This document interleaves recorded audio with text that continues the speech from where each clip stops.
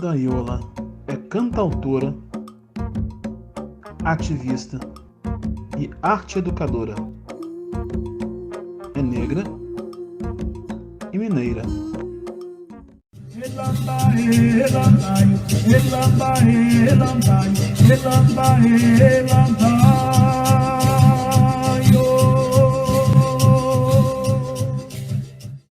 Ela se considera natural do país dos Cataguases, nascida em Tupanoara, mais conhecida como Carmópolis de Minas, aqui nas Minas Gerais. Afro-mineira, remanescente do Quilombo Campo Grande, guardiã da memória ancestral, cantautora, normalista, pesquisadora empírica, ativista e educadora. Adepta do movimento afropop, através da arte, busca promover e preservar a cultura afro-brasileira, unindo a música ancestral à afrocontemporânea, com o propósito de criar novas narrativas em fortalecimento ao negro, em movimento na luta contra o apagamento da história. Cultura, tradição, memória, protagonismo, representatividade e legado do povo negro na sociedade brasileira. Senhoras e senhores, no MNG de hoje, eu apresento a minha amiga e artista Luísa Daiola. Ocolofé, nega. Colofé Olorum, salve a força e a grandeza de vocês. Primeiramente, quero saudar essa ancestralidade, a todos que vieram antes de nós, a todos que estão aqui conosco e aos que virão, aos mais velhos, aos mais novos. Salve a força e a grandeza de cada um, cada uma de vocês que estão conosco nesse dia. Salve, salve, salve a força, salve os nossos guias. Salve Maria. Salve Maria. Vem cá, qual é o nome que você prefere? Tupanoara ou Carmópolis de Minas? Sem sombra de dúvidas alguma, Tupanoara, né? Por quê? Tupanoara foi um nome sugerido para a nossa cidade, para esse território, um nome que não foi aprovado, é um nome de origem indígena, né? Do tronco tupi-guarani, que significa dia de Deus, e tenho me apropriado desse nome, né? Tenho difundido esse nome justamente para honrar a memória e a resistência do povo cataguás, que era o povo originário desse território, né, que foram dizimados e, por parte, expulsos daqui, né? O território dessa nação indígena era tão grandioso que ia de Minas Gerais a Goiás, só para a gente entender, né, o tamanho que foi o etnocídio, né, o genocídio, o extermínio do povo originário, para além do extermínio também do povo africano nesse território. Então, tenho me apropriado do nome Tupanoara e prefiro dizer que faço parte dessa gente, desse território, desse chão. Então, salve o povo Goitacazes, salve o povo Cataguases, salve o povo Carijós, né? E toda a nação e povos originários desse nosso Pindorama. Salve, salve. É aquela velha história, né? A verdadeira história do país, muitas vezes, foi colocada debaixo do tapete, né? Como se fosse poeira. Só que um dia a poeira vai saindo pelos cantos, né? Aí não tem como segurar. Né? E ainda bem que nós estamos vivendo esse tempo de reavivamento, né? De resgate, e estamos começando a recontar ou trazer de volta a memória, a história, o legado, a herança do povo indígena e do povo africano, que constitui, né, a nacionalidade desse país, né, que tem construiu esse país, priorizado, né?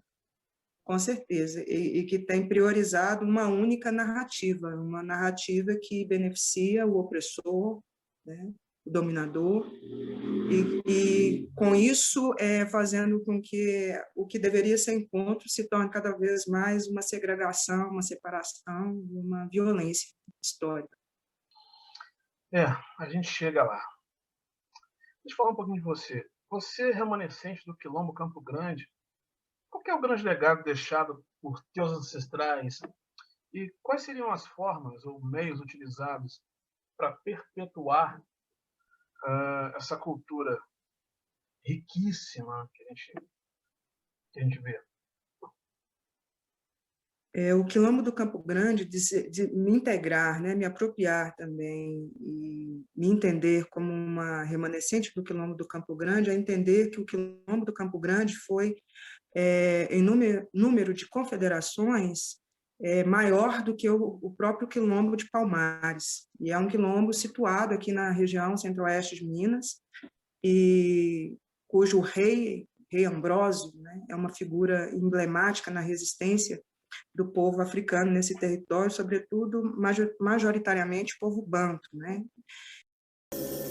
Minas Gerais, só no período entre 1695 e 1790, teve mais de uma centena de quilombos. O mais importante era o Campo Grande. Maior em extensão que Palmares, chegou a ter 15.000 habitantes, em cerca de 25 vilas esparramadas pelo Alto São Francisco, Alto Paranaíba, Triângulo Mineiro, centro e sudoeste de Minas. Então, quando eu trago o Quilombo do Campo Grande, né, com essa ligação, com essa conexão, eu estou resgatando a memória, a resistência, e parte dessa história que não é contada, né, que ela, assim como todas as histórias que se referem tanto ao povo africano quanto ao povo indígena, segue sendo invisibilizado, né? Temos aí algumas leis vinculadas à própria LDB, que torna obrigatório o ensino, né, da cultura, tanto africana, afro-brasileira e indígena nas escolas, mas que segue, infelizmente, não cumprindo o papel, né, de formar e educar as crianças, os jovens, os adolescentes, a própria sociedade, né? Precisamos cobrar, e eu tenho provocado através da minha própria pessoa, e quando vou me apresentar, dos pertencimentos, né, incluindo esses nomes, esses topônimos. Então, eu venho descobrindo, né, num processo de resgate nesses últimos anos, sobretudo de 2014, de dezembro de 2014, que foi quando eu fiz um ensaio fotográfico, e fui muito provocada nesse ensaio fotográfico a pensar quem eu era, de onde eu vinha, qual eram as minhas maiores referências, e pela primeira vez eu comecei a me questionar. Óbvio que eu já tinha esse questionamento, né, o que nós estamos fazendo aqui, de onde a gente vem, para onde a gente vai, mas eu nunca tinha parado para me perguntar com tanta força quem era eu, né, realmente de onde eu vim, o que eu estou fazendo aqui. E esse olhar para mim, esse olhar para poder buscar essas respostas essas que estão em construção, já que a gente está em plena transformação cotidianamente, né, fez com que eu começasse a olhar para trás, a buscar as minhas referências no que a gente entende enquanto passado. Seria uma perspectiva, né, do que a gente vem dizendo muito, de um código adinkra, né, do povo, acho que é Ashanti, né, um povo de Gana, que é um código de valor. Então tem um código específico chamado Sankofa, que vai dizer que não é vergonha a gente olhar para o passado, voltar ao passado e pegar aquilo que a gente esqueceu. Então eu comecei esse movimento do resgate acerca da minha família, né, das mulheres da minha família, do meu lugar. E aí eu comecei a entender, lendo algumas historiografias, vendo uma narrativa, uma história que vinha nas entrelinhas, né, na marginalidade desse foco central, que falava de nós, que falava do povo africano, que falava do povo indígena. E aí, um belo dia, né, até mesmo com a minha conexão com a Nívia Sabino, no nosso trabalho, tem um poema dela que fala uma frase, aliás, um verso, vai falar uma história que por nós, enfim, começa a ser contada. E aí, a partir do momento desse dia, desse entendimento, a partir da reflexão dessa frase, eu comecei a pensar como trazer de volta, como honrar a memória, como fazer reviver pessoas que foram apagadas, né? Nomes que foram apagados. Porque nós não temos um nome de uma representatividade, por exemplo, indígena, vamos dizer, mais ancestral. Nós temos referências contemporâneas, mas nomes que atravessaram esses mais de 500 anos, né, de exploração, tanto indígena quanto africano, nós não temos um nome, sobrenome, qual é a nação que ele pertence, né, que vai contar a história, como eles têm o interesse de contar a história do povo europeu, do povo branco. Então, eu pensei, como trazer de volta, como honrar essa memória? Eu pensei, a partir do nome, honrando o nome, eu honro o meu nome e honro o nome das que vieram antes de mim. E o meu interesse, a partir do momento de recontar essa história a partir da minha existência, que eu sou o ponto dessa ancestralidade no momento presente, sou eu quem vai trazer de volta a memória, por exemplo, da minha matriarca Maria Cirilo, que nasceu em 1860. Enquanto eu falo dela, de Norberta, de Maria Francisca, de Iola, de tia Berica, de tia Nora, de tia Diva, de tia Ana, tia Dinica, de Maria, de Eunice, de Tutuca, de Pretinha, eu estou fazendo com que todas elas passem a viver, porque devolvo uma identidade, devolvo um lugar no tempo, devolvo a memória, devolvo o legado, devolvo a importância, que eu sou representante da continuidade desse legado. Então, acho que a importância da grande herança, do grande patrimônio que essa ancestralidade nos deixa, ele atravessa o nome, né? E um nome que vai dizer dos nossos valores, né? São as premissas que eu trago para mim, dessa ancestralidade presente, é o que eu herdei da minha mãe, que é um patrimônio imaterial, que é uma herança espiritual, mas que diz, sobretudo, de valores, de ética, de moral, né? Que, por exemplo, é negado a nós, por exemplo, a propriedade à terra, né? Um dos direitos básicos que foi negado, sobretudo ao povo africano, aqui, após a suposta abolição, foi exatamente ter deixado à margem, né? E não ter feito a reparação, a doação de terras, por exemplo, para que eles pudessem recomeçar. Então, pensar o território, pensar tudo isso, é honrar esse legado, né? Porque minha mãe dizia que tudo que a gente tem é o nosso nome. E com o nome, por exemplo, a minha mãe tinha crédito na cidade inteira, pessoa do interior, né? Então, com o nome, a minha mãe comprava tudo. Não necessário com dinheiro, não necessariamente com o dinheiro.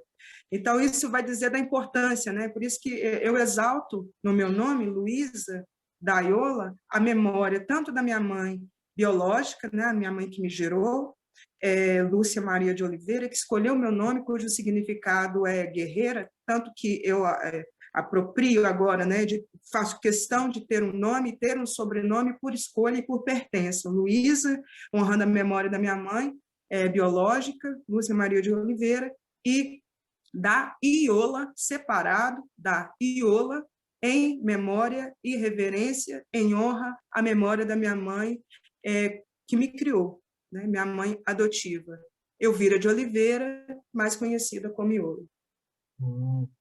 Surge aí, então, o teu nome artístico, né? Vem dessas raízes, assim.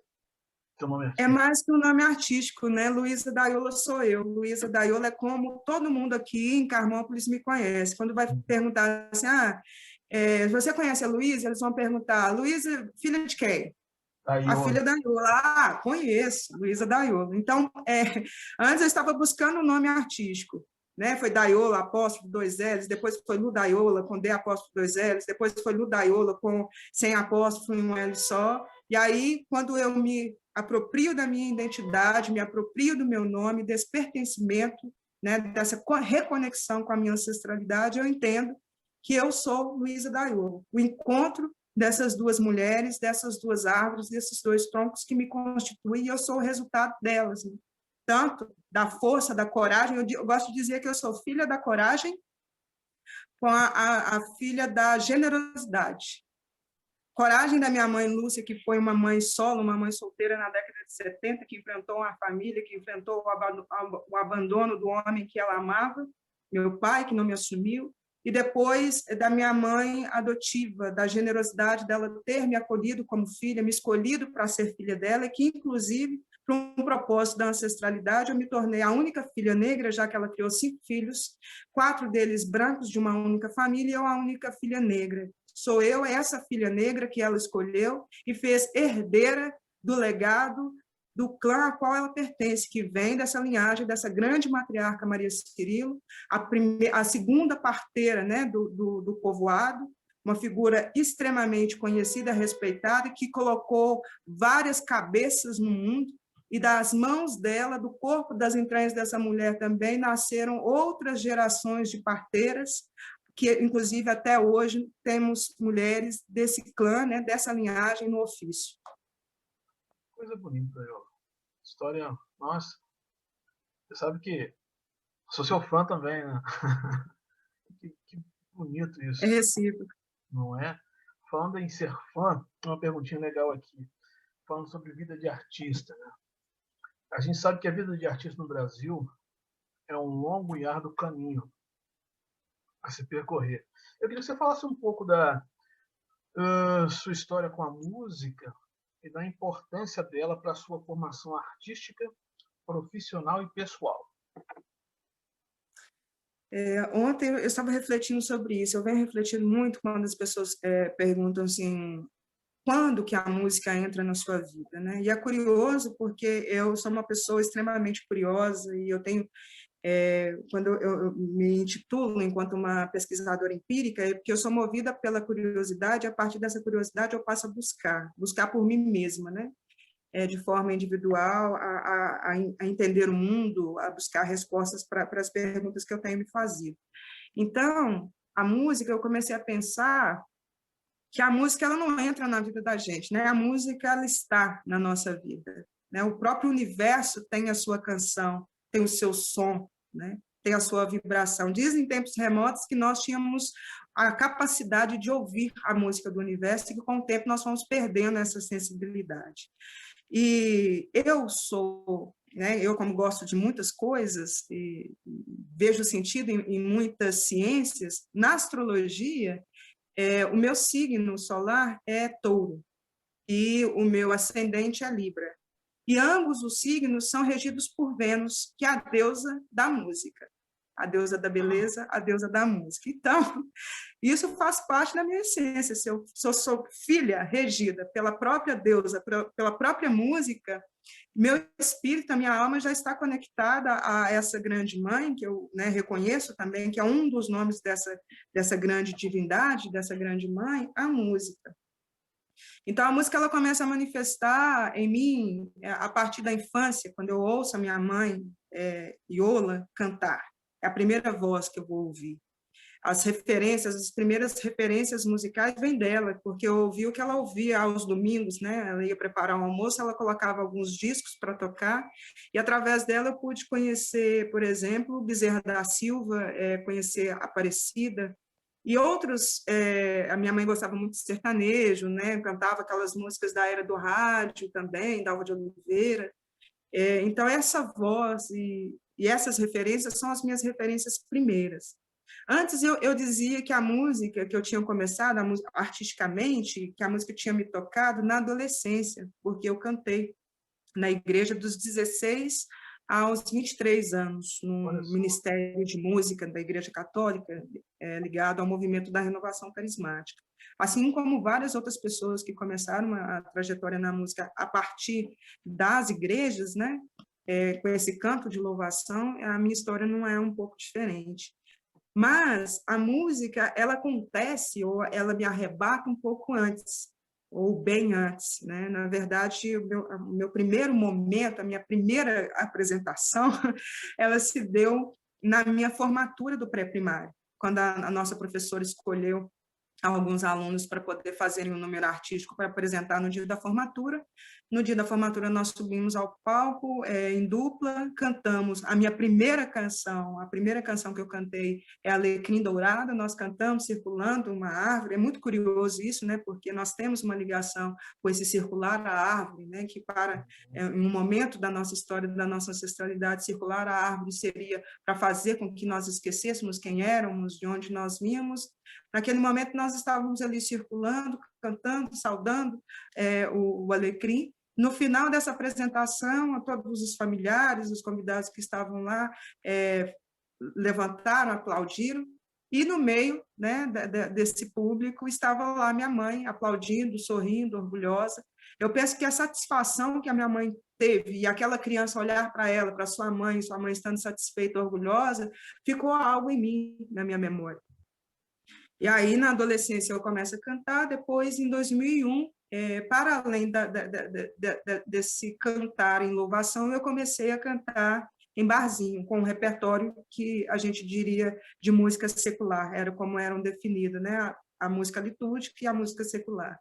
Então, a partir de 2001, eu comecei a fazer apresentações cantando em barzinho, e de lá para cá, nunca mais parei. Esse ano eu completo aí 2 décadas, né, de vai ter bolo? travessia, de resistência, no que eu gosto de dizer que não é uma profissão. Ontem eu estava ouvindo uma fala que muitas coisas não são profissão, não é por necessidade. A música, para mim, ela é um ofício, né? Eu canto porque eu tenho responsabilidades, né? Sou uma serva, uma devota da música. Eu canto para existir, canto para ser, canto para dizer, canto para me manifestar, canto para honrar.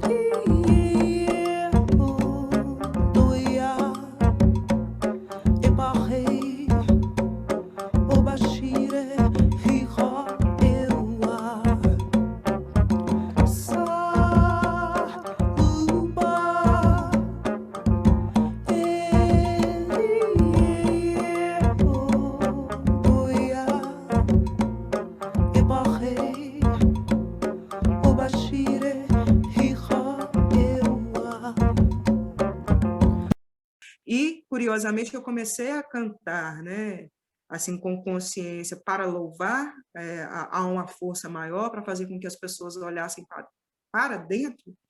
E agora, nesse movimento do resgate à minha ancestralidade, eu volto a esse mesmo lugar de ser esse canal, de emprestar a minha voz para voltar a esse lugar da louvação, para saudar a minha ancestralidade. Então, para mim, a música está nesse lugar muito do sagrado, independente do lugar, né? Já que para a gente de tradição africana, afro-indígena, o sagrado ele não está apartado, né, do nosso cotidiano. Então, para mim, sempre que eu subo num palco, eu estou em oração. Eu canto rezando.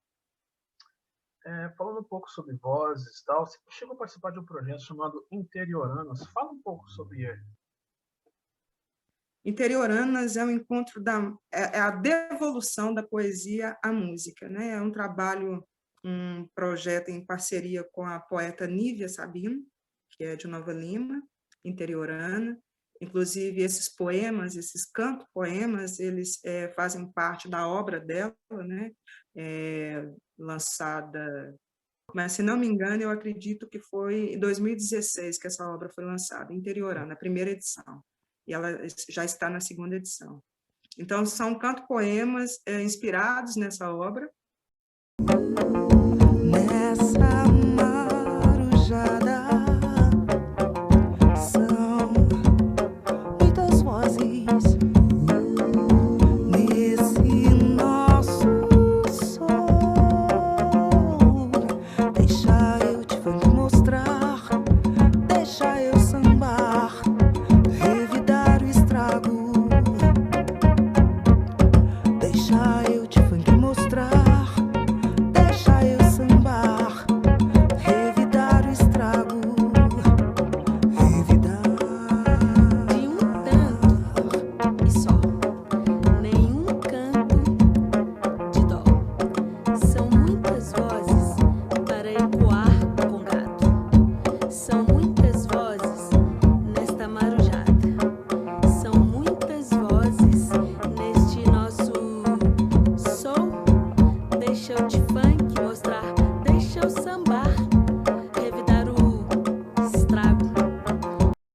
diz do meu encontro, né, com a Nívia. A gente se conheceu primeiro na vida, no cotidiano, nas noites de Belo Horizonte, sem sabermos quem éramos, o que nós fazíamos, nos afinizamos uma com a outra e depois, com o tempo, eu fui saber o que ela fazia, ela foi saber o que eu fazia. E um belo dia eu a vi recitando e o poema dela me chamou a atenção, assim. Na verdade, um segundo poema, porque o primeiro poema, os 2 primeiros poemas que foram musicados, eles foram musicados em parceria minha com a Carline. Carline ganhou o livro de Nívia, num encontro que elas tiveram, elas trocaram esse livro de poesia. Carline, na época, eu estava dialogando com ela, porque a gente tinha um projeto de eu cantar composições dela, e acabou que, num desses encontros, ela falou assim, olha, a poesia da Nívia é muito musical. Pegou o violão e musicou o primeiro poema, nós musicamos o primeiro poema, que foi sobre os solos férteis da igualdade. Acabou que o nosso projeto não foi adiante, e eu continuei flertando com o trabalho da Nívia, via algumas apresentações, e, de vez em quando, alguns trechos ficavam na minha cabeça. E aí, no final de 2017, eu musiquei outros 2 poemas, já só eu mesmo, né? Sem parceria com ninguém. Musiquei na Saga das Evaristo e Nos Braços de Oiá. Então, tínhamos 3 poemas, canto-poemas já musicados. Mostrei para a Nívia se interessou, e aí, no final de 2018, eu convidei a Nívia para que a gente gravasse esses canto-poemas juntas, né? Ela com a voz falada e eu com a voz cantada. E aí convidei alguns músicos para... Licença, um minutinho. Convidei alguns músicos para poder criarmos os arranjos, né? O Miguel Javaral já era um parceiro que já vinha produzindo alguns trabalhos meus. Convidei ele para poder fazer a direção musical, convidei também o Gustavo Cunha, que é um guitarrista maravilhoso, parceiro, e para poder dar a vibração para essa sonoridade, eu convidei 3 percussionistas, representando aí os 3 tambores sagrados, tocados por mulheres, já trazendo a perspectiva do protagonismo de mulheres negras para esse trabalho, né? Então, foram convidados Vicky Ori, Laisa Lamara e Jai Dias, para essa primeira formação. E em janeiro de 2019, nós gravamos, em parceria lá com o Estúdio Morada, com a produção musical do Henrique Stein. E aí, quando nós lançamos, a Vicky não pôde continuar, e a Juliana de Oliveira entra para poder substituir a Vicky. E aí, em 2019, nós fizemos algumas apresentações, apresentamos no Descontorno Cultural, no Festival de Arte Negra. Agora, em novembro de 2020, foi lançado o EP Interioranas, que foi resultado dessa experiência, que está aí em nas principais plataformas digitais. No chão de terras que andei, difícil foi plantar dendê. Plantei, vim quilombar.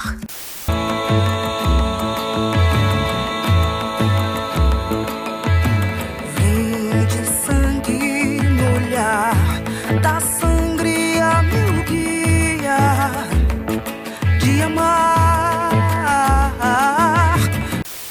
Maravilha, maravilha. Falando em plataformas digitais, o seu mais recente single, chamado Revolução Amar, ou Evolução Amar, entendam como queiram, ele começa com as seguintes palavras: vou misturar beijo com denúncia, misturar paixão com luta. Seria essa uma síntese da luta de cada dia do povo preto? Como é que você tem essa música para você? Essa música ela foi inspirada num encontro, né? Num encontro com uma mulher gigante, que é um grande nome de representatividade do movimento negro, né? Ela esteve na constituição do movimento negro, assim, na construção do movimento negro ali na década de 70, que é a Benilda Brito. Para nós, negros e negras, essa década que a ONU está trazendo como década dos afrodescendentes, é extremamente importante qualquer iniciativa que dê visibilidade à histórica desigualdade que o Brasil nos trata, principalmente a nós, mulheres negras. Os últimos dados têm revelado que a nossa situação continua congelada, ou melhor, piorou em relação a outros anos. Nós nos conhecemos em 2017, em 2018 nós tivemos uma troca mais aproximada, e um dia estávamos conversando e ela virou para mim e falou assim, olha, eu desejo viver um amor misturado com luta.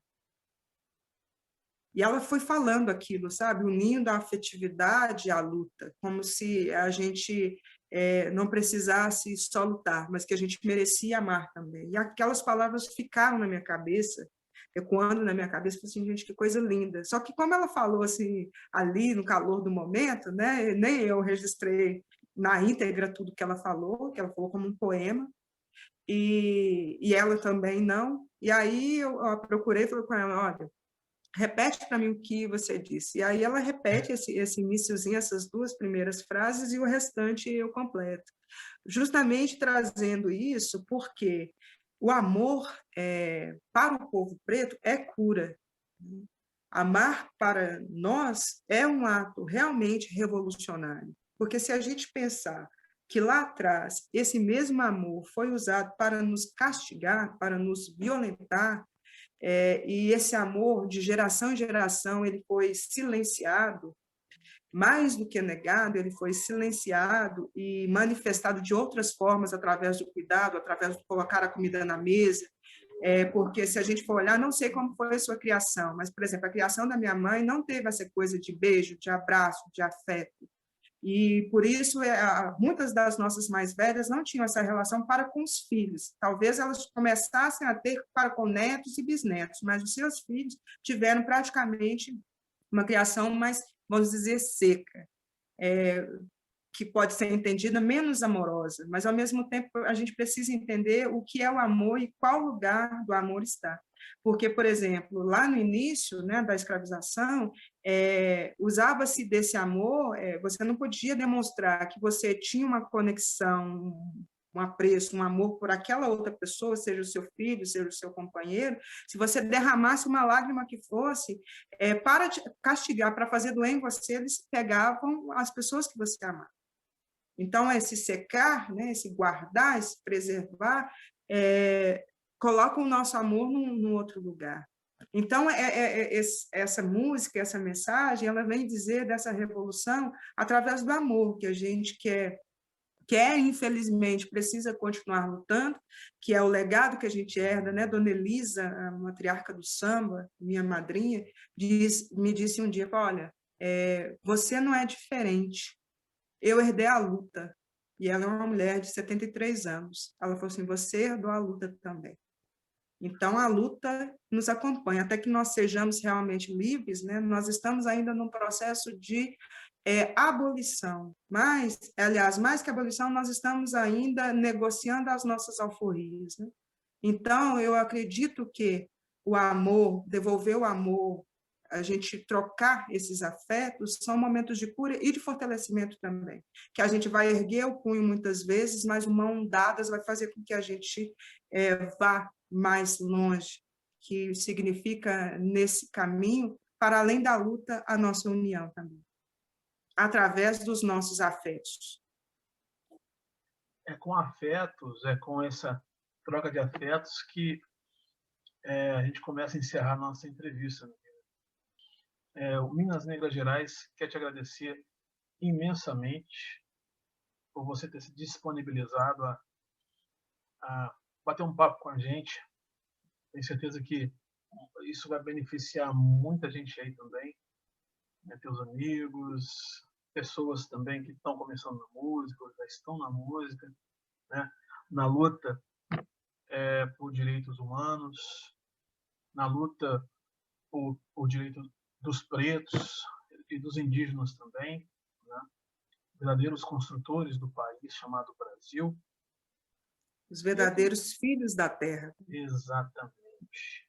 Eu queria que você deixasse um recadinho para todos os pretos e pretas do Brasil afora, gentileza.